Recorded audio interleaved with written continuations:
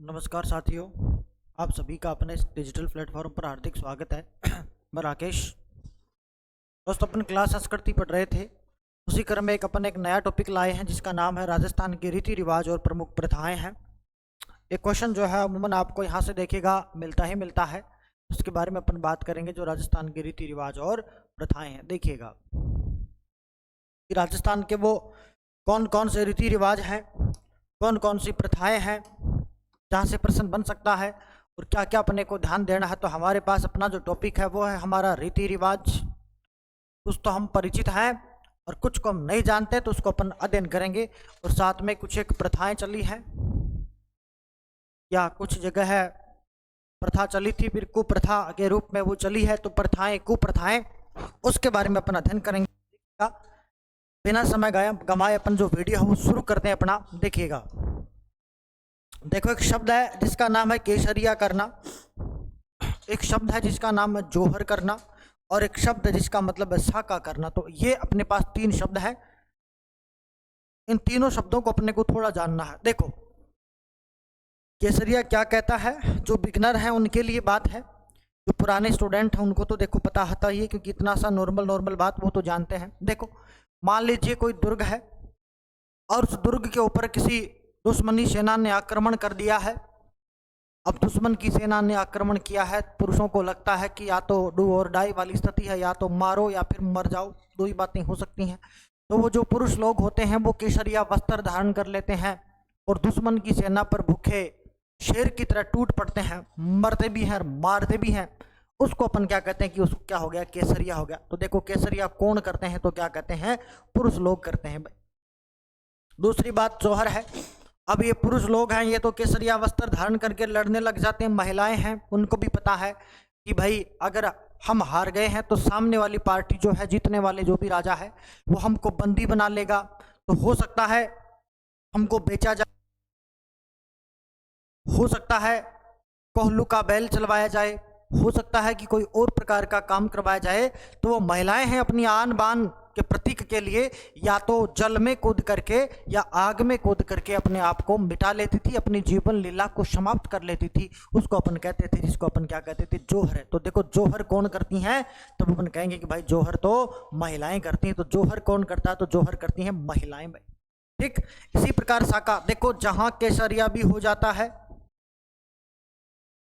और जहां देखो अपना जोहर भी हो जाता है, तो जहां केसरिया भी हो जाए और जहां जोहर भी हो जाए, ये दोनों स्थितियां आ जाएं, तो जैसे जहां दोनों चीजें आ जाएंगी उसको अपन बोलेंगे भाई अब आपके पास क्या हो गया, तो अब कहेंगे अपन साका हो गया। तो देखो बात आप समझ गए होंगे, उम्मीद है।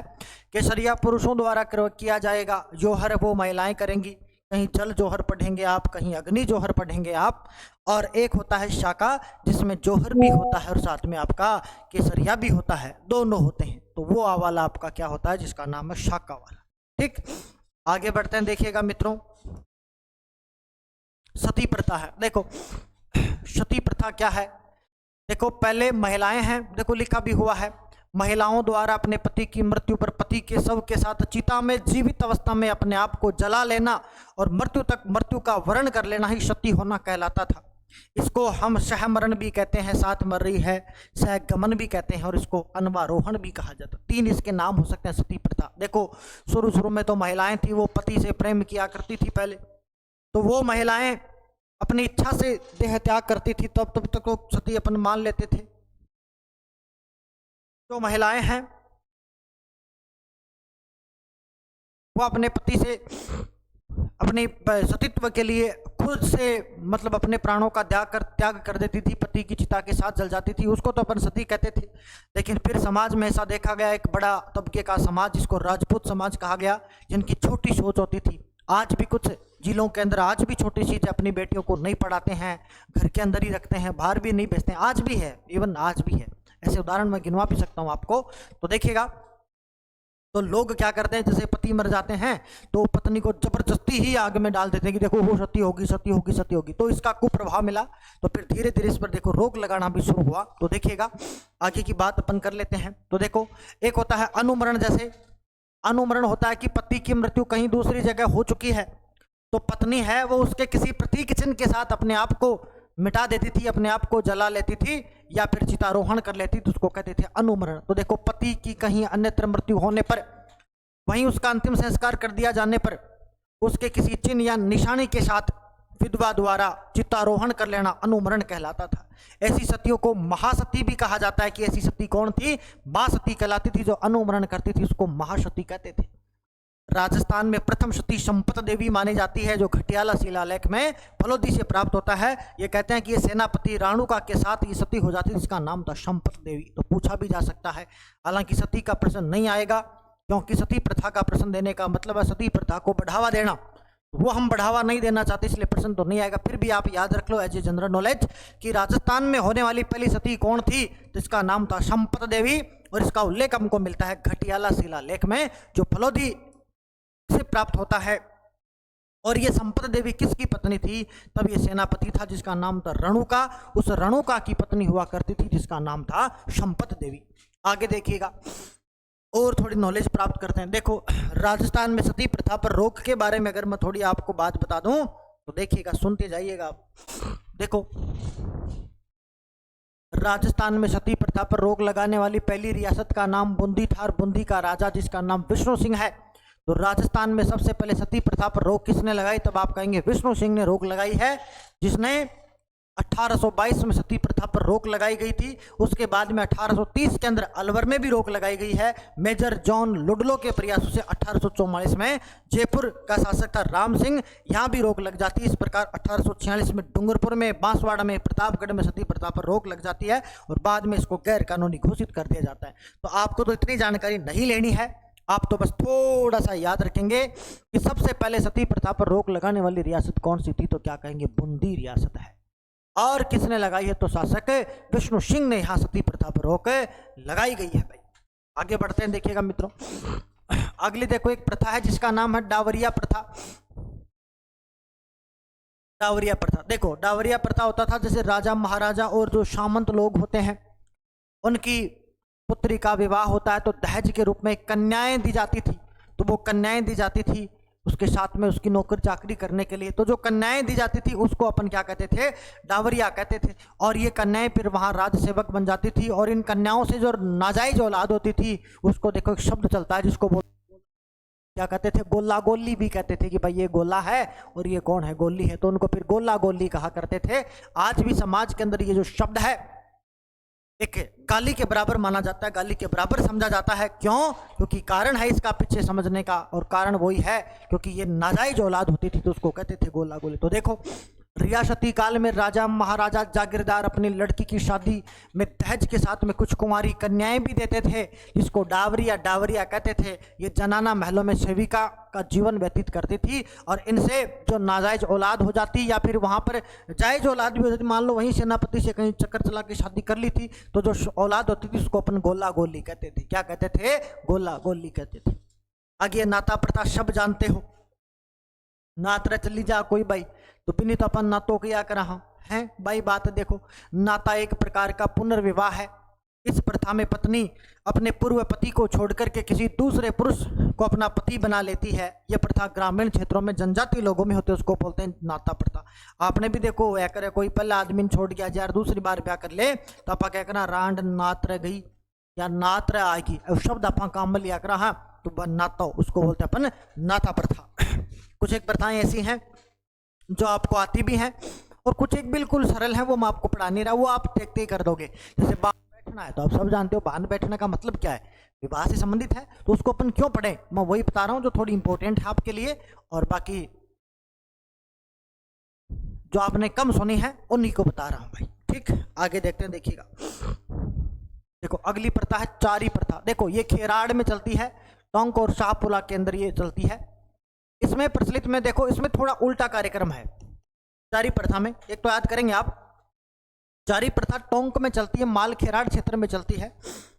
यहां दहेज का सिस्टम थोड़ा उल्टा है। बोले तो कैसे? तो अमूमन समाज में जो दहेज दिया जाता है वो लड़के वाले को लड़की वाले देते हैं, लेकिन यहाँ जो दहेज है वो उल्टा है। उल्टे का मतलब है कि यहाँ दहेज वर पक्ष देता है किसको? वधू पक्ष को। अरे लड़के वाले दहेज देते हैं किसको? लड़की वालों को। उसको कहते हैं अपने कौन सी प्रथा? चारी प्रथा। देखो इसको पढ़ते हैं, मजा आएगा आपको सुन के, देखिएगा।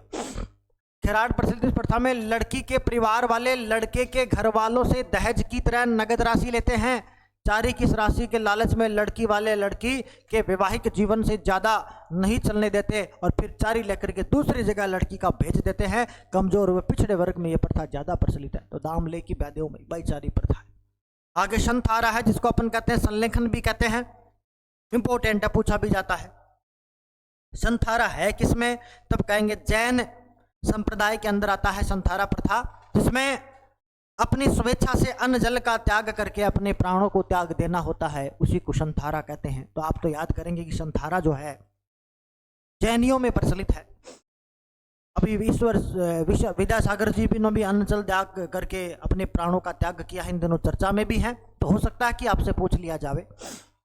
देखो संथारा है, हालांकि आपका पेपर तो आगे गया है, लेकिन पढ़ना तो आपको पड़ेगा ही पड़ेगा। बीच में सीटी भी है, तो वहां भी आपको ये चीज तो देखो देखनी ही पड़ेगी। संथारा देखो संलेखन है। जैन धर्म ग्रंथों में उल्लेखित इस प्रथा में अन्न जल का त्याग करके समत्व भाव से स्वेच्छा से मोक्ष प्राप्ति के लिए तह त्याग की जाती है। चंद्रगुप्त मौर्य ने श्रवण बेलगोला के अंदर संथारा किया था। चंद्रगुप्त जो मौर्य था, इसको विष्णुगुप्त भी कहते थे, इसने श्रवण बेलगोला के अंदर संथारा किया था। हिस्ट्री वाले बच्चे इस बारे में जानते भी होंगे, इस बात को समझते भी होंगे। आगे बढ़ते हैं। देखो अगला है कोथड़ा। देखो आदिवासी लोगों के अंदर चलती है कोथड़ा प्रथा है। बेटी और जवाई को बुला लेते हैं ससुराल में और फिर उसको गिफ्ट वगैरह दिए जाते हैं, उपहार दिए जाते हैं, उसी को अपन कोथड़ा कहते हैं। देखो बेटी का पिता अपने रिश्तेदारों को बुलाकर बेटी व जवाई को कपड़े आभूषण आदि थाली में रख देता है। जापे के बाद में, जापा लड़का लड़की होने के बाद में लड़की अपने ससुराल जाती है और वहां उस समय भी उसके पति व अन्य घर वालों के लिए कपड़े देने की रस्म को ही कोथला कहते हैं। तो ये कोथला हो गई। दापा है, ब्याकर देखो दापो दे लियो भाई, कोई बगा की ले आवे, कोई ब्यावड़ो कर ले बिना दापो के आकर के भाई लाग का दापा ही कहतो भाई, एक बुढ़ो डोकरो ब्यावड़ा का भाई पिपड़ कटको पुराणो दापा। देखो यह प्रथा जनजातियों में प्रचलित है। पुरुष द्वारा भगाकर लाएगी युवती के पिता को वधु मूल्य, जिसको अपन दापा कहते हैं, वधु मूल्य चुकाना पड़ता है आदिवासियों में, और फिर उसे विवाह कर देते हैं। इस प्रथा को ग्रास्यों में सर्वाधिक प्रचलन है। देखो ग्रास्यों में प्रथा चलती है जिसका नाम है दापा। नात्रा भी चलता है ग्रास्यों में। तो ये दापा प्रथा जो किसकी है, ग्रास्यों की है भाई। आपको कुछ नहीं करना है, एक बार बस थोड़ा थोड़ा सा पढ़ लेना है, बड़ा प्रेम से याद हो जाएगा, आराम से बिल्कुल तसल्ली से सुनना वीडियो को, ज़्यादा स्पीड में मत रखना, वरना मैं खुद ही 1.5 की स्पीड से चलता हूँ। खुद 1.5 और कर लोगे तो 3 हो जाएगा, फिर ऊपर से जाएगा मेरे प्यारे मित्रों, इसलिए पढ़ते रहो आप तो। अगली देखो त्याग प्रथा है। देखो त्याग प्रथा में क्या होता था, जब राज दरबार में किसी जागीरदार के बेटे का, राजा का या कोई प्रतिष्ठित आदमी का विवाह हो रहा है, तो उसके दरबार में रहने वाले चारण भाट कवि होते थे, उनको दान दे दिया जाता था। जैसे कोई खुशखबरी लाया है तो उसको विवाह हो रहा है तो भाई गले का हार दे दिया कि ले जा, उसको अपन त्याग प्रथा कहते थे। यहाँ को त्याग करने वाली बात नहीं है। देखो राजपूत परिवारों में विवाह के समय चारण भाट ढोली आदि को दृढ़तापूर्वक मुंह मांगी दान दक्षिणा की मांग करते थे, जिसे त्याग अथवा इस प्रथा को त्याग प्रथा या इस प्रथा को पोल पात बारठ भी कहते थे। इसको क्या कहते थे, पोल पात बारठ भी कहते हैं इस प्रथा को, त्याग वाली को। त्याग प्रथा को कन्यावध के लिए उत्तरदायी माना जाता था। कि त्याग प्रथा किसके लिए उत्तरदायी है, कन्यावध के लिए उत्तरदायी है, क्योंकि लड़की का विवाह करेंगे तब ज्यादा त्याग देना पड़ता था, इसलिए कन्यावध करते थे। कहते थे कि राजपूत परिवार में जैसे लड़की जन्म लेती थी तो उसके गले के अंदर अंगूठा देते थे, देर गुठो मार दे तब है का आदमी है, देखो उत्तरदायी माना जाता है। त्याग प्रथा पर सबसे पहले प्रतिबंध लगाया था जोधपुर रियासत ने, बहुत गजब का प्रश्न है, 1841 में लगाया था। जोधपुर का महाराजा था मान सिंह, इस मान सिंह ने 1841 के अंदर त्याग प्रथा पर रोक लगा दी थी। बाद में वाल्टर कृत राजपूत हितकारिणी सभा, एक वाल्टर नाम का आदमी आता जो राजपूत हितकारिणी सभा का बनाता है, वो भी इस प्रथा को समाप्त करने के लिए प्रयास करता है। तो सबसे पहले कौन लगाता, जिसका नाम था जोधपुर का महाराजा मान सिंह 1841 में, और फिर वाल्टर ने बनाई थी राजपूत हितकारिणी सभा, कि राजपूतों के हित के लिए एक सभा का बनाया गया था, जिस सभा को बनाया था वाल्टर साहब ने, और वाल्टर ने बनाया तब ये बात रखी थी कि भाई ये त्याग प्रथा इसको थोड़ा समाप्त किया जाए। ये प्रथा थी जिसका नाम था त्याग प्रथा। आगे चलते हैं प्यारे साथियों, मोताना है। देखो मान लीजिए आपके पास गाड़ी है, भगवान ना करे कुछ है, फिर भी मान लो आपकी वजह से किसी व्यक्ति की मृत्यु हो गई, एक्सीडेंट हो गया है, तो फिर आपको उसकी मौत का मूल्य चुकाना पड़ेगा, जिसको मोताना कहते हैं। हमारे यहाँ नहीं होता, राजस्थान के अंदर मोताना के चक्कर में 10-10, 20-20, 25-25 लाख रुपए दिए जाते हैं। मोताना है। तो देखो, जनजातियों में किसी पुरुष या महिला की है प्राकृतिक मृत्यु किसी व्यक्ति विशेष की लापरवाही या दुर्घटना से हो जाती है तो उसको आरोपी व्यक्ति को जो रुपया धन मांगा जाता है उसको मोताना कहते हैं। मोताना मिलने पर ही आदिवासी लोग उस शव को घटनास्थल से उठाते वरना उठाते ही नहीं। वो है अपनी कौन सी मोताना। तो आपकी जॉब लग जाए, आप पश्चिमी राजस्थान चले जाएं तो आप इससे बच के रहना, वरना आपकी नौकरी तो यही खा जाएगा। ऐसा नहीं है एक बार मोताना दे दिया तो ठीक है, वो बार बार भी मांग कर सकते हैं तो बड़ा जीना हराम हो जाएगा। इसलिए थोड़ा ध्यान रखें आप। वो प्रथा आपकी जिसका नाम है मोताना। अगली प्रथा देखो जिसका नाम है मानव व्यापार। ये तो देखो सदियों से ही होता आया है, आज भी हो जाता है। लड़कियों का व्यापार किया जाता है, बेच दी जाती हैं लड़कियां। वही है देखो, महिलाओं व कन्याओं को खरीदने का कार्य मानव व्यापार कहलाता है। 19वीं सदी तक ये प्रथा नॉर्मल बात थी।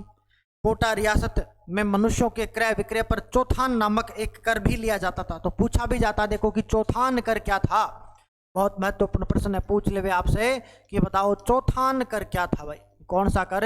चौथान कर कौन सा था? तब आप कहेंगे कि चौथान कर वो होता था जिसमें मानव व्यापार किया जाता था। मानव व्यापार के लिए लड़के और लड़कियां और कन्याओं को बेचने के लिए कर भी लगता था, टैक्स भी लगता था, उसको चौथान कर कहते थे। अगला देखो, इसका नाम बेगार है। देखो बेगार क्या है, ये शब्द आपने भी काम में लिया है कि मैंने इतना सारा काम किया, मेरी बेगार ही नहीं बावड़ी। या कोई बूढ़ा मायत है वो बीमार हो जाता है तो अपन कहते भी हैं कि मैंने बहुत बेगार करी। तो ऐसे ही राजा महाराजा लोग हुआ करते थे।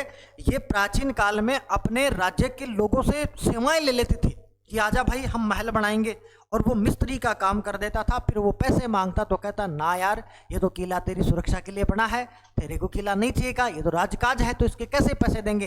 तो उसको वो पैसे नहीं देते थे, तो उसको कहते थे कि ये बेगार है, ये बेगार प्रथा चल रही है। देखिएगा, जिस काम के बदले मेहनताना ना मिले उसको बेगार कहते हैं। प्राचीन काल में राजाओं, सामंतों, जागीरदारों द्वारा आम जनता के लिए किले का निर्माण, कृषि कार्य, घरेलू कार्य, पशुपालन सेवाएं ली जाती थी। इसके बदले उनको कोई रुपया पैसा रोकड़ा नहीं मिलता था। राजस्थान में ब्राह्मण और राजपूतों के अलावा सभी जातियों को बेगार देनी पड़ती थी। तो दो ही बचे हुए थे, एक तो ब्राह्मण था और दूसरा कौन था? राजपूत था। ये तो बेगार देते नहीं थे, बाकी हर एक आदमी को बेगार देनी पड़ती थी, भले वो कोई सा ही कौम का क्यों ना हो। तो वो प्रथा थी जिसका नाम था बेगार प्रथा। आगे बढ़ते हैं, देखो प्यारे साथियों,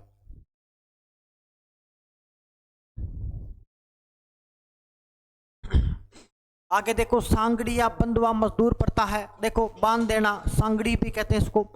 जैसे कोई अपने आज भी थोड़ा बहुत इसका प्रचलन है। जैसे मान लीजिए किसी को हमने पैसे दे दिए हैं और वो पैसे देने में सक्षम नहीं है, तो हम उसके बेटे से काम करवा लेते हैं और कहते हैं कि जब तक पैसे पूरे नहीं होंगे तब तक आपको हमारे यहाँ नौकरी करना पड़ेगा। बोलते हैं भाड़ा पिसा देना, बोलो दोरो आदमी है, बड़ी मुश्किल नु पिसा कटाया, मतो बाद में घरा जाटी कटवा की पिसा मान्यो भया जना मेरा बरीजगा बिन बोला पाका ही सांगड़ी प्रथा। देखो, महाजन जैसे पैसे वाले किसी व्यक्ति द्वारा गरीब व्यक्ति को उधार दी गई राशि के बदले, ब्याज राशि के बदले, या उस व्यक्ति को अपने यहाँ घरेलू नौकर के रूप में रखा जाता था। नौकर के रूप में खेतों में काम करना ही हाड़ी प्रथा होती थी। घरेलू नौकर के रूप में काम करने वाला चाकरी कहलाता था, चाकर प्रथा होती थी। और सांगड़ी निवारण जो अधिनियम है 1961 के अंदर आया है और भारत सरकार ने 1961 में इसको गैर कानूनी बताया है। तो वही है, इसको बंधुआ मजदूर भी कह देते हैं और इसको सांगड़ी भी कह देते हैं। ये प्रथा चलती थी। देखो अगली प्रथा की थोड़ी बात करें तो देखिएगा,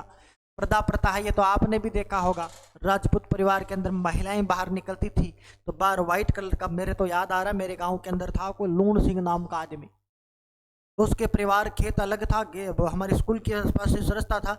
तो महिलाएं जैसे निकलती जैसे पटरानियां निकल रही हैं। और मेरा कोई जाति विशेष से प्रति कोई दुश्मनी नहीं है, अगर आपकी भावनाओं को ठोस पहुंचे तो मैं क्षमा प्रार्थी हूँ, उसके लिए क्षमा प्राप्त हूँ। मैंने जो देखा वो बता रहा हूँ आप लोगों को कि वहाँ वो महिलाएं आती थी और जैसे 3-4 महिलाएं हैं, साथ में एक वाइट कलर का पर्दा होता था, एक पर्दा इधर, एक पर्दा वो पूरा एक कोना इधर से पकड़ेंगे, दूसरा कोना इधर से, फिर वो चलती थी। आज वही पर्दा चला गया और वही महिलाएं हैं उसी पर्दे का मंडास मार के खेत में काम करवा लाग रही बराबर। तो बा प्रथा ही जकी को नाम वो पर्दा प्रथा। देखो मैं पढ़ के आपको सुना देता हूँ। मध्यकालीन युग में बाहरी आक्रमणकारियों की कुदृष्टि से महिलाओं को बचाने के लिए, अब ये भाई प्राचीन काल में शुरू की गई थी।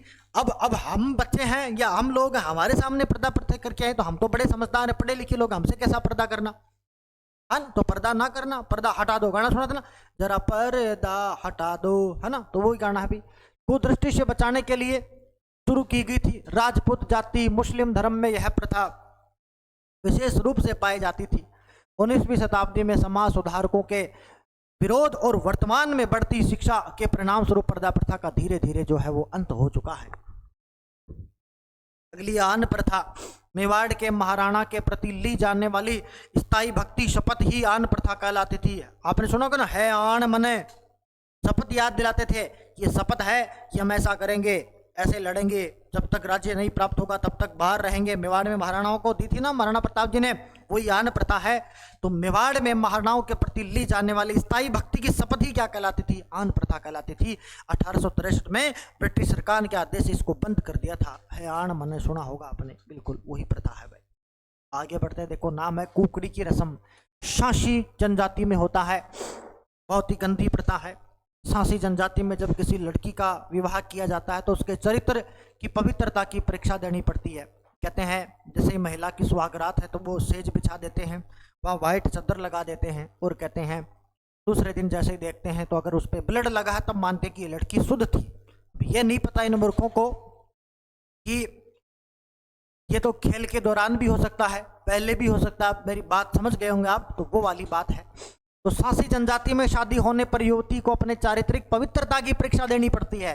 यह रस्म कुकड़ी की रस्म कहलाती है। रियाण है, अफीम कर बोलते हैं इसको। रियाण का मतलब सभा होता है, मारवाड़ में रियाण का मतलब सभा होता है। इसमें अफीम गालने और एक दूसरे को गले लगाने का प्रयत्न किया जाता है। मारवाड़ में विवाह या मृत्यु के अवसर पर सामाजिक कार्यक्रमों में रिवाण की परंपरा होती है। भाई हमारे यहाँ जैसे कोई बूढ़ा बुजुर्ग गुजर जाए तो जैसे 12 दिन आते हैं तो उसको चाय पिलाते हैं, और ये लोग अफीम खिला करके गले लगाते हैं, उसको बोलते हैं रियाण होता है। अगला है गांव बारण। गांव बारण देखो, गांव बारण रसोई है। वर्षा ऋतु में इंद्र देवता को खुश करने के लिए किसान लोग गांव के बाहर रसोई बना करके इंद्र देवता की पूजा करते हैं, उसको अपन गांव बारण रसोई भी कहते हैं। एक गांव बारण और भी होता है, रसोई ना आए तो, जैसे कोई समाज में किसी ने कुकृत्य किया है तो समाज उसको बहिष्कृत कर देता है, जैसे कि खाप पंचायत में किया हरियाणा वाली प्रकार से बोलते हैं जात बारण घेर दो बहन, तो वो जात बारण भी होता है। देखो अगली प्रथा पढ़ेंगे, देखो प्यारे साथियों, 16 संस्कार है। तो आज आपको मैं जो है वो 16 संस्कार से देखो रूबरू करवाऊंगा। 16 संस्कार कौन कौन से पढ़ा होगा ना आपने? गोरड़ी कर 16 श्रृंगार, चाली पानी न पणिहार। गोरड़ी कर 16 श्रृंगार, चाली पानी न पण। तो सुना 16 श्रृंगार होते हैं। तो देखो वो 16 श्रृंगार कौन कौन से? देखो पहला है गर्भाधान। हिंदुओं का प्रथम संस्कार है जब बच्चा गर्भ में आता है, महिला जब गर्भ धारण करती है तभी संस्कार होता है जिसका नाम है गर्भाधान संस्कार। उसकी पूजा कर लेंगे अपन, पूजा पाठ रखेंगे, वही गर्भाधान है। फिर होता है पुंसवन संस्कार। दूसरा है पुंसवन संस्कार। गर्भ धारण के तीसरे या चौथे महीने में पुत्र प्राप्ति की कामना के लिए, राजस्थान पुरुष प्रधान रहा, हमेशा पुत्र ही चाहा है दादियों ने, तो पुत्र प्रधान यानी पुत्र हो, जो भी औलाद है वो पुत्र आए बाहर, पुत्र आए, उसके लिए तीसरे चौथे महीने के अंदर पूजा करते हैं, कामना करते हैं, उसको पुंसवन कहते हैं। अगला है सीमोंत नयन। छठे और 7वें महीने में गर्भवती स्त्री को अमंगलकारी शक्तियों से बचाने के लिए किया जाता है, उसको बोलते हैं सीमंतो नयन। तो सीमंतो नयन कौन सा है? जैसे ही 7वें 8वें महीने में है तो कई अमंगल घटना न हो, जच्चा बच्चा सुरक्षित हो, सुरक्षित प्रसव हो, उसके लिए जो पूजा होती है उसका नाम सीमोंत नयन है। अगला है जात कर्म, चौथा संस्कार। जब बच्चा जन्म लेगा तो बच्चे का जन्म लेते ही संस्कार होता है। इसमें नवजात को घर के किसी पुरुष या महिला सदस्य द्वारा पेय पदार्थ घूंटी दी जाती है। तो आपने पी ना बोलते भी ना इनकी की घूंटी है भाई, इन तो भी बड़ोड़ी ताई की घूंटी है, इसलिए इन थोड़ी झाड़ ज्यादा ही आवा। ताई की घूंटी है इसलिए थोड़ी झाड़ इनकी आई कहीं आवा ज्यादा ही आवा, ताई की घूंटी बताई है ना। तो वो घूंटी देना ही क्या कहलाता है? जात कर्म कहलाता है। अगला है नामकरण। जन्म के 10 या 11वें दिन मुहूर्त के अनुसार पंडित द्वारा बच्चे का नामकरण होता है, तो उसको कहते हैं नामकरण संस्कार। आपने खासकर न्याण या कर न्याण पर ही अपन नामकरण कर देवा, तो 10वां व 11वें दिन मुहूर्त के अनुसार करते हैं, उसको नामकरण कहते हैं। ये 5वां संस्कार है। अगले संस्कार की ओर चलते हैं। देखो छठा संस्कार है निष्कर्मण। छठा संस्कार है निष्क्रमण। आपसे वो नहीं पूछेगा लेकिन आपको थोड़ा ध्यान होना चाहिए। छठा संस्कार निष्क्रमण, जैसे ही जन्म के 2-3 महीने बाद बीत गए हैं तो शिशु को पहली बार घर से बाहर निकाला जाता है। बालक सूर्य और चंद्रमा के दर्शन करवाए जाते हैं और जड़वा पूजन भी होते हैं, उसको बोलते हैं निष्क्रमण। आजकल तो 15 दिन में हो जाता है लेकिन पहले चलते थे। अगला है अन्नप्राशन। बच्चा पहली बार दूध छोड़ के अन्न को ग्रहण करेगा, उसका नाम हो जाएगा अन्नप्राशन। तो देखो, बच्चे के 5 या 6 महीने बाद शिशु को पहली बार अन्न खिलाया जाना ही क्या कहलाता है? अन्नप्राशन। 8वां संस्कार है जिसका नाम है चूड़ाक्रम या जड़ूला भी कहते हैं। चोटी बता रखा कर, चोटी चढ़ा कर, जड़ूल चढ़ा कर। वो ये देखो, शिशु के 2 या 3 वर्ष का हो जाने पर किसी कुल देवी या देवता को उसी स्थान पर बच्चे को पहली बार जब मुंडन करते हैं, बाल चढ़ाते हैं, उसी को अपन कहते हैं चूड़ाक्रम या जड़ूला भी कहते हैं। कर्ण भेद, फिर बच्चे का 5-6 साल की उम्र में कान को भेदा जाएगा, उसको कर्ण भेद कहते थे। तो 5-6 साल होने पर बच्चे के कान बिंदे जाते हैं। फिर 10वां है हमारे पास जिसका नाम विद्या आरंभ है।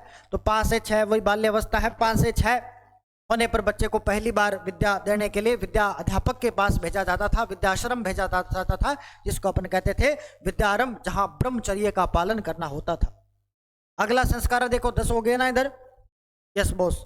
11वां है संस्कार। देखो, इसमें जनेऊ धारण करवाते थे, जनेऊ पहनाते थे। तो उसमें येगो पवित्र या जनेऊ संस्कार भी कहते हैं। ब्राह्मण वर्ग 8 वर्ष में, क्षत्रिय 11 वर्ष में, वैसे 12 वर्ष की आयु के अंदर संपन्न करते थे। फिर वेदों का अध्ययन शुरू होता था। उपनयन के बाद में वेद आते थे तो वेदों का अध्ययन होता था। 12वां संस्कार में वेदारंभ होता था। इस संस्कार में बच्चे को वेदों का अध्ययन करवाने के लिए गुरु के पास भेजते थे। अब वेद का अध्ययन करेगा, वो विद्या आरंभ हो रही थी, अब वेद का अध्ययन करेगा। फिर देखो, केशांत होता था। यौवन अवस्था में पहली बार दाढ़ी मूछ काटे जाते हैं, उसको कहते हैं केशांत संस्कार है। तो केशों का अंत हो गया, वो 13वां संस्कार था। फिर होता था देखो 14 नंबर का संस्कार जिसको समापवर्तन कहते थे। वेदों की शिक्षा पूर्ण होने पर वापस अपने घर लौटता, अब शादी की तरफ जाएगा तो उसको बोलते थे समापवर्तन है। फिर जैसे ही 15 तो बच्चे का पाणी ग्रहण हो गया है, नहीं विवाह संस्कार कर दिया गया है। और विवाह के समय होने वाला इस संस्कार को ब्रह्मचर्य आश्रम से गृहस्थ आश्रम में प्रवेश करवाते थे। लास्ट में आदमी खल्लास है तो होना तो माटी ही है भाई। तो अंत्येष्टि संस्कार होता था, व्यक्ति का अंतिम संस्कार या मृत्यु के बाद किया जाता था, जिसको बोलते थे अंत्येष्टि। इस प्रकार से आपके पास ये संस्कार हैं जिनकी संख्या है 16। तो 16 संस्कार हैं। आगे बढ़ जाते हैं, देखिएगा मित्रों, लिखते रहिएगा, इनको रटना नहीं है, बस एक बार देख लेना बस, ठीक है। फिर आओ देखो, एक रस्म है जिसका नाम है चिकनी कोथली। अब मैं विवाह से संबंधित रस्म बता रहा हूं आपको कि विवाह पर कौन कौन सी रस्में होती हैं, उनके बारे में आपको बात करनी है। देखो, सगाई के बाद में वर पक्ष की ओर से वधु को कुछ उपहार दिए जाते हैं, उसको कहते हैं अपन चिकनी कोथली। कुछ उपहार दे देंगे। सगाई के बाद में लगन पत्रिका है, सब जानते हो, शादी का दिन निश्चित कर कन्या पक्ष की ओर से वर के पिता को लगन भेजा जाता है, उसको अपन लगन पत्रिका कहते हैं। इकताई है, जब कपड़े होंगे तो पहले देखो गांव का दर्जी एक ही होता था भाई, वो दर्जी ही घर के कपड़े सारे कपड़े सिलता था। घर का हम दर्जी बनाते थे, उसको अनाज के बदले रखा जाता था कि उसको 1 बोरी साल की दे देंगे और वो कपड़े सिले। जो पाना लेता था, जो नाप लेता था, उसी को अपन कहते थे इकताई। दर्जी द्वारा वर वधु के शादी के जोड़े बनाने के लिए, कपड़े बनाने के लिए नाप लेता था। राती जुगा सब जानते हो, विवाह के अवसर पर या विवाह की पहली रात वधु के घर पर, अब देखो विवाह की पहली रात में तथा वधु के घर पर आगमन के बाद भी क्या करते हैं, रात भर देवी देवताओं के जाग करके अपन मंगलकारी गीत गाते हैं, उन्हीं को अपन क्या कहते हैं, राती जगह कहते हैं। ये राती जगह जो है वो पितरों का भी हो सकता है। रोड़ी पूजन है, देखो वर पक्ष की महिलाएं वर को साथ लेकर के कूड़े कचरे व थेपड़ी का पूजन भी करवाते हैं, उसको रोड़ी पूजन कहा करते थे। थेपड़ी का पूजन भी होता है, कुछ गाँव में होता है, कुछ में होता है और कुछ में नहीं भी होता है। तो वो वाला है अपने पास कौन सा, थेपड़ी पूजन, जिसको अपन कह सकते हो। चाक पूजन है, देखो सब जानते हो, आजकल तो डीजे पे हो गया, पहले महिलाएं करती थी चाक पूजन। 9 ताल कूदती थी, बिल्कुल गोल घेरा बना करके गोडी डाल देती और बिल्कुल छाती पर खा खा गमगा गाना गाती थी। आपने भी सुना होगा, मन नोलखा मंगा दे रे ओनन दी का बीरा तन न्यू छाती पर रखूंगी ओनन दी का बीरा, ऐसे करके। तो वो वाला चाक पूजन है। वधु पक्ष की वर भी होता, वर और वधु पक्ष की महिलाएं कुम्हार के घर जाकर के चाक का पूजन करती थी और गीत गाती हुई कलश लेकर आती। आजकल तो वो अपन छोटा सा कलश लेकर के वही करते हैं, कुम्हारी कलश लेते। पहले वो जो चाक होती थी ना, वो चाक पूजन है क्या वास्तव में, जैसे कुम्हार होता है वो चाक के ऊपर मटका बनाता है, तो उसकी हम पूजा किया करते थे, कुम्हार के घर जाकर के करते थे। आजकल तो हमने कुम्हार को घर ही बुला लिया है, तो वहीं अपन वो कर लेते, कलश लेकर के बस वो पनिहारी बना देते हैं। मेड़ होती है, देखो मेड़ को दूसरी जगह कहीं कहीं बढ़ार भी कहा जाता है। तो विवाह के अवसर पर दिया जाने वाला भोज ही क्या होता है, जिसको कहते हैं बढ़ार, या जिसको आप मेल भी कह सकते हो। भाई मेल है छोरे की जीवन आशा, और जो वो प्रतिभोज होता है जो लड़की वाले देते हैं। अगले आ देखो मूठ भराई। मूठ लड़के लोग अलग नहीं अर्थ निकाले, मूठ भराई है। बारातियों के बीच बैठा करके वर के सामने थाल में रुपए रख करके मुट्ठी में कलदार रुपए लेने को कहा जाता है। निकट संबंधी मित्र वर को उपहार देते हैं, उसी को मूठ भराई कहते हैं। कांकन डोरा है, देखो कांकन डोरे बांध देते हैं ना, ताकि कोई अमंगल काम ना हो जाए, नजर ना लग जाए किसी की। तो विवाह के अवसर पर वर वधू के पैर पर बांधे जाने वाला लोहे की कड़ी, लाख, राई, नमक की कोड़ी आदि सब बांध देते हैं, जिसको अपन कांकन डोरा भी कहते हैं कि भाई कांकन डोरा बांध दिए भाई। विवाह के बाद में देखो खोलने भी जाते हैं। अगला सामेला, मधुपर्क भी बोलते हैं। देखो सामेला का दूसरा नाम है जिसको बोलते हैं मधुपर्क। अब इसमें समझाना कुछ नहीं है, सब आपने सुना भी जाना भी है, इसलिए बस इनको ऐसा ऐसा पढ़ लेना, ऐसा ऐसा याद कर लेना, समझाने लायक कुछ है नहीं इनमें, बस सीधा सीधा है। अब बारात लड़की के गांव पहुंच जाती है तो वधु पक्ष के जो लोग होते हैं वो बारात का स्वागत करने आते हैं। इसी को सामेड़ा भी कहते हैं, इसी को अपन अगवानी भी कहते हैं। आते हैं ना बारात को जहाँ नाश्ता वगैरह दिया जाता है तो कहते हैं भाई सामेड़ो कर दियो, हाँ साहब सामेड़ो कर दियो।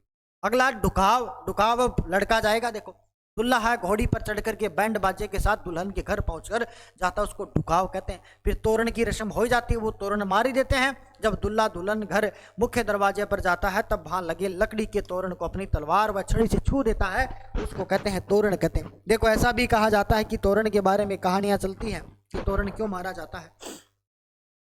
कहते हैं कि कोई राजा था, उस राजा मारी थी, उस राजकुमारी के महल के अंदर कमरे के अंदर एक चीड़ा रहा करता था और एक चिड़ी रहा करती थी। चिड़ी मर जाती है और चीड़ा अकेला हो जाता है। महारानी देखती है तो महारानी जो है उस चीड़ा को प्रेम करने लगती है, चीड़ा और महारानी में प्रेम हो जाता है। मीन स्पेरो चिड़िया मेल वाली। अब कहते हैं रानी बड़ी होती है तो राजकुमारी बड़ी होती है तो राजा उसका विवाह करना चाहता है।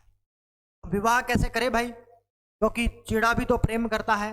रानी राजकुमारी समझती नहीं है कि एक तरफा उधर प्रेम भी था चिड़ा। अब चिड़ा क्या करता है, जैसे ही रानी शादी करने जाती है तो वो पूरा चिड़ा जो होता है वो पूरी संसार की चिड़ियों को ले आता है और पूरी बारात पर आक्रमण कर देते हैं। तब वो लोग एक झाड़ी लेते हैं, क्योंकि उसको कांटे होते हैं, वो झाड़ी लेकर के वो फुर्र फुर्र फुर्र उड़ाते हैं। आप देखना वो जो तोरण बनता है उसके ऊपर चिड़ी होती हैं, तो कहते हैं आज भी हम चिड़ियां उड़ाते रहते हैं कि कहीं शादी में कोई विघ्न ना आ जाए। ऐसा अंत कथाएं चलती रहती हैं। देखो आगे बढ़ते हैं। देखो झाला मिला की आरती है। देखो अगली रस्म है जिसका नाम है झाला मिला की आरती।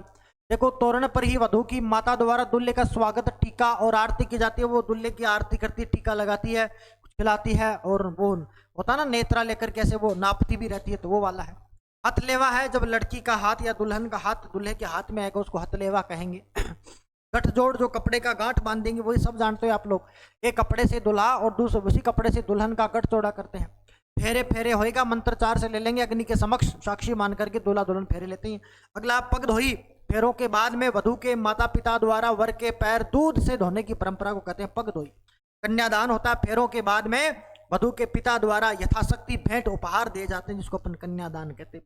अपन तो पैसे भी तो मंडवाते हैं ना कन्यादान, उसी तरीके का। देखो अगला पहरावनी समटोनी, गीत भी चलते रहते हैं यहाँ, सीठने वाले वो वाले हैं। देखो वधू पक्ष द्वारा बारात को यथाशक्ति उपहार राशि दी जाती है, जिसको जान जुहारी भी कहते हैं। अगला दाई जो है, दाई जो आप जानते हो, पैरावनी तो जानते हो ना, वो मैंने आपको बता दी। वहां तिलक करेंगे, फिर उसको कंबल उड़ाएंगे, वो पैरावनी है। और फिर देखो ये बात हमने बताई दी, इसको जान की जुहारी भी अपन कह सकते हैं। जान जुहारी भी दी जाती है, कुछ पैसे दिए जाते हैं, 10-20 रुपये 50 रुपये, कोई यथाशक्ति के अनुसार। कोई घड़ी दे देता पूरी बारात को, कोई कुछ दे देता। अगला दाई जो है, दाईजे का नाम है उजड़ो। वधू के पिता द्वारा वर पक्ष को दी जाने वाली सामग्री, गहने, बर्तन, नगदी आदि को अपन दाईजा कहते हैं। जो दहेज में देते हैं उसी को अपन दाईजो या फिर उजड़ो भी कहा करते हैं। आगे देखो कन्यावल है, ये एक प्रकार का व्रत है। विवाह के दिन वधू के माता पिता या भाई द्वारा एक उपवास रखा जाता है, जो कि फेरे होने के बाद में ही रोटियां खाता है, उसको बोलते हैं कन्यावल बुलाते हैं। उसको क्या बोलते हैं, कन्यावल भी कहते हैं। अगला है बार रुकाई। विवाह के अवसर पर दूल्हे की बहनों द्वारा दरवाजे पर दूल्हे की राह रोक कर किया जाने वाला नेग को क्या कहते हैं, बार रुकाई है। कि बाहर ही रोक दो भाई, भाई साड़ी आवा ना, साड़ी आया करा, देखो थे भी सुनी होगो, साड़ी नेक मांगे कि भाई भाई तो जने देना धन नेक पड़ेगा, अभी 5100 11,000 कितना भी थाने पर देना ही पड़ेगा। फिर नाफा बोला कि बार रुकाई है। जुआ जुई है। देखो विवाह के बाद में वर वधू द्वारा खेला जाने वाला एक खेल है। गठजोड़े की जात होती है भाई, जैसे ही विवाह संपन्न हो जाता है तो गठजोड़े की जात किसी कुल देवी को दिया जाता है, कोई माता जी जाए, कोई जीण माता जाए, ऐसे जाए वो वाला। अगला देखो झुआरी है। झुआरी तो देखो हो ही गई है, ये देखो झुआरी है। झुआरी है दामाद को ससुराल पक्ष के लोगों द्वारा टीका निकाल कर दी जाने वाली नकदी रुपया को कहते हैं अपन झुआरी के साथ झुआरी दे दी है तो बात झुआरी है।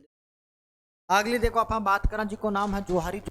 देखो अपना अगला सोटा सोटी कुछ जगह खेला जाता है, तो विवाह हो जाता है तो उसके बाद में शोट मारते हैं कामड़ी लेकर के। तो शादी के बाद निकट के किसी देवस्थान पर जाने के दौरान वधु गोल घूमते हुए नीम की डाली से सोटा सोटी खेलते हुए वधु अपने देवर के साथ सोटा सोटी खेलती है। अगला देखो मांडा जगाना भी कहते हैं, मांडा झांकना भी कहते हैं इसको।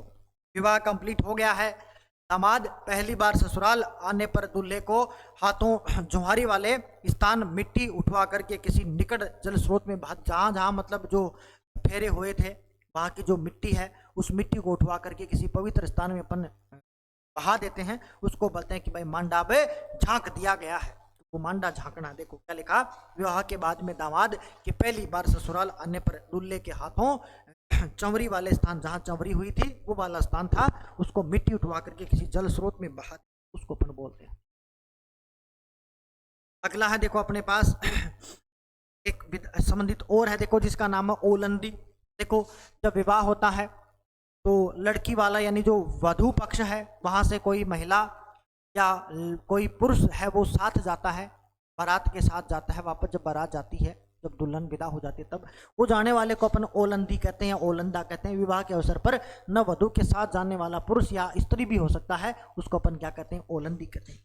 अब देखो कुछ एक मृत्यु से संबंधित समाचार भी है। तो देखिएगा पहली भदर है, किसी बुजुर्ग व्यक्ति की मृत्यु होने पर उसके परिवार के सदस्यों को सिर व डाडी के बाल काटे जाते हैं, उसको बोलते हैं बधर होना। लोडी मोडी के डायक कोई मर जावा चना आपने तो बिना आपा बोला कि भाई बधर होगो, ठीक है, वरना सबको ही एक दिन देखो। फूल चुनना है, सब जानते हो। मृत्यु के तीसरे दिन बाद में जहां अंतिम संस्कार हुआ तो वहां के अवशेष चुके जाते हैं, जैसे दांत वगैरह हम ले आए हैं और फिर पवित्र स्थान पे जाके बहा देते हैं, गंगा में बहा देते हैं, पुष्कर में बहा देते हैं, हरिद्वार हो ही गया अपना, इस प्रकार से उनको बहा जाता है। देखो मृत्यु के तीसरे दिन बाद दाह संस्कार स्थल से मृतक की हड्डियां, दांत आदि इकट्ठी करके उन अवशेषों को किसी पवित्र नदी या सरोवर में बहा। अगला मोसर है, एक ओसर है, समझना रहे ध्यान से। कोई आदमी है वो मर गया है, मरने के बाद में 12वें दिन मृत्यु भोज किया जाता है, उसको मोसर कहते हैं, उसको खर्च भी कहते हैं। और किसी आदमी को लगा कि मेरे मरने के बाद में मेरा खर्च नहीं करेंगे तो वो जिंदा ही अपना खर्च कर देता है, उसको ओसर कहते हैं। तो जीवित खर्च क्या कहलाता है, ओसर कहलाता है। तो देख लो मोसर, पुरुष की मृत्यु के 12वें दिन या स्त्री की मृत्यु के 13वें दिन मृतक के उत्तराधिकारी अपनी स्थिति के अनुसार जाति वालों को या गांव वालों को भोज देते हैं, इसको मोसर कहते हैं। ओसर शब्द पढ़ना, ओसर है। कुछ व्यक्तियों द्वारा अपने जीवित रहते ही पहले मृत्यु भोज दे देते हैं, इसको ओसर या कहीं के उसको जोसर भी कहा जाता है। ओसर या आपकी जोसर है भाई। आगे बढ़ते हैं, देखो अगला उठावना, वो तो आप सब जानते ही हो। मृत्यु के लिए रखी जाने वाली बैठक की समाप्ति कर देते हैं, ये 12वें दिन हो जाती है। उठावनी मृतक के रिश्तेदारों द्वारा मृतक के परिजनों के लिए लाए जाने वाले वस्त्रों को अपन क्या कहते हैं, उड़ावनी। फिर वो 12वें दिन देखो पगड़ी दस्तूर होता है, जैसे कोई पिता खत्म हो जाते हैं तो फिर बड़े बेटे को वो पगड़ी का दस्तूर किया जाता है कि भाई अब जिम्मेदारियां इसके पास आ गई। मृत व्यक्ति के बड़े पुत्र को रिश्तेदारों व परिजनों की उपस्थिति में पगड़ी बांधने को क्या कहते हैं, पगड़ी दस्तूर कहते हैं। अगला है बरसी, किसी निश्चित दिन किसी की मृत्यु हुई है तो फिर अपनी जो पीढ़ी है उसकी पुण्यतिथि के रूप में मनाती है, उसी को अपन क्या कहते हैं, बरसी भी कहते हैं। किसी की मृत्यु का दिन उसकी पुण्यतिथि बरसी कहा जाता है। ये देखो आपके पास है कुछ एक, हमारे पास कुछ एक हमने प्रथाएं थी, वो प्रथाएं हमने पूरी करी हैं। देखो प्रथाएं खूब हो सकती हैं, लेकिन हमने वही प्रथाएं पढ़ी हैं जो महत्वपूर्ण हैं, जो वास्तव में क्या है, इम्पोर्टेंट है परीक्षा की दृष्टि से, वही प्रथाएं अपन ने पढ़ी हैं। तो आपको आराम से इसको पढ़ लेना है। यही आपके पास लगभग जो हो 33-34 मिनट का वीडियो होगा, इसको आप आराम से पढ़ लेंगे। हाँ, ये 41 मिनट का वीडियो है, कोई ज़्यादा मुश्किल नहीं है, आप इसको आराम से पढ़ लेंगे, आराम से इसको सीखते जाएंगे, कहीं कोई दिक्कत आपको नहीं होगी। इसे एंजॉयमेंट के साथ आप पढ़ते रहेंगे। देखो एग्जाम्स हैं, अभी एग्जाम है वो दूर जाते आ रहे हैं आपके, लेकिन आपको देखो ध्यान रखना होगा, क्योंकि आपको देखो एक तो CET का एग्जाम है जो 2 लेवल का है, आपका 12th बेस का भी है और आपका है वो ग्रेजुएशन लेवल का भी है। और एक देखो आपके पास जो है वो आपकी पशु परिचर है ही है। तो अगर आपको नौकरी लगना है तब तो आपको पशु परिचर को लेके जाना ही जाना है दिसंबर तक। और भाई गारंटी नहीं है, देखो आप अच्छे पढ़े हो, क्या पता नहीं भी लगे हो, तब आपके हाथ में सीईटी भी होनी चाहिए। तो मेरा कहने का एक छोटा सा सजेशन है, आप सीईटी को साथ रखते हुए पशु परिचर को साथ ही, कैसे सीईटी में 11 सब्जेक्ट हैं तो आप इनको भी साथ साथ पढ़ते रहिए, और 1 से 1.5 घंटा आप अपना पशु परिचर वाला जो भी आपके 40-45 जितने भी आपके 30% में वो 45 क्वेश्चन आने हैं वो आप साथ साथ में डेली पढ़ते रहिए। जब एग्जाम होगी सीईटी की सितंबर अक्टूबर में, तब आप 1 महीने इसको छोड़ देना, बाकी इसको ले लेना बाद में वापस, तो ये भी हो जाएगा और ये भी हो जाएगा। ठीक है, अब आप मुझे दें इजाजत। धन्यवाद आपका। जय हिंद।